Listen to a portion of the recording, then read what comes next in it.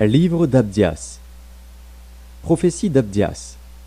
Ainsi parle le Seigneur, l'Éternel, sur Édom.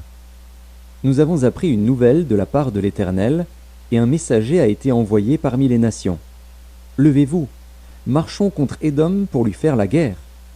Voici, je te rendrai petit parmi les nations, tu seras l'objet du plus grand mépris. L'orgueil de ton cœur t'a égaré, toi qui habites le creux des rochers, qui t'assieds sur les hauteurs, et qui dis en toi-même, « Qui me précipitera jusqu'à terre ?»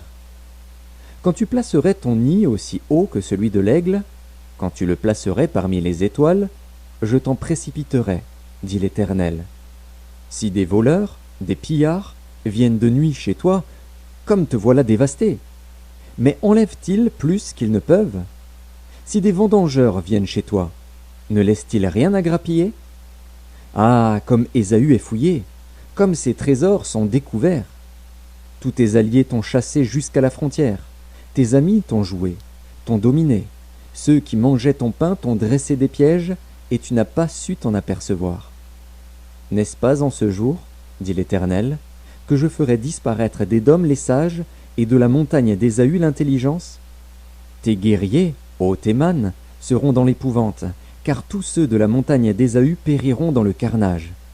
À cause de ta violence contre ton frère Jacob, tu seras couvert de honte, et tu seras exterminé pour toujours. Le jour où tu te tenais en face de lui, le jour où des étrangers emmenaient captive son armée, où des étrangers entraient dans ses portes, et jetaient le sort sur Jérusalem, toi aussi tu étais comme l'un d'eux. Ne repaie pas ta vue du jour de ton frère, du jour de son malheur. Ne te réjouis pas sur les enfants de Juda au jour de leur ruine, et n'ouvre pas une grande bouche au jour de la détresse. N'entre pas dans les portes de mon peuple au jour de sa ruine. Ne repaie pas ta vue de son malheur au jour de sa ruine, et ne porte pas la main sur ses richesses au jour de sa ruine. Ne te tiens pas au carrefour pour exterminer ses fuyards, et ne livre pas ses réchappés au jour de la détresse. Car le jour de l'Éternel est proche, pour toutes les nations. Il te sera fait comme tu as fait, tes œuvres retomberont sur ta tête. Car, comme vous avez bu sur ma montagne sainte, ainsi toutes les nations boiront sans cesse.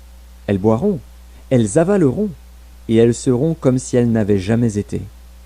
Mais le salut sera sur la montagne de Sion, elle sera sainte, et la maison de Jacob reprendra ses possessions. La maison de Jacob sera un feu, et la maison de Joseph une flamme. Mais la maison d'Ésaü sera du chaume, qu'elles allumeront et consumeront. Et il ne restera rien de la maison d'Ésaü, car l'Éternel a parlé. Ceux du Midi posséderont la montagne d'Ésaü, et ceux de la plaine le pays des Philistins. Ils posséderont le territoire d'Éphraïm et celui de Samarie. Et Benjamin possédera Galaad. Les captifs de cette armée des enfants d'Israël posséderont le pays occupé par les Cananéens jusqu'à Sarepta, et les captifs de Jérusalem qui sont à Sépharad posséderont les villes du Midi. Des libérateurs monteront sur la montagne de Sion pour juger la montagne d'Ésaü, et à l'Éternel appartiendra le règne.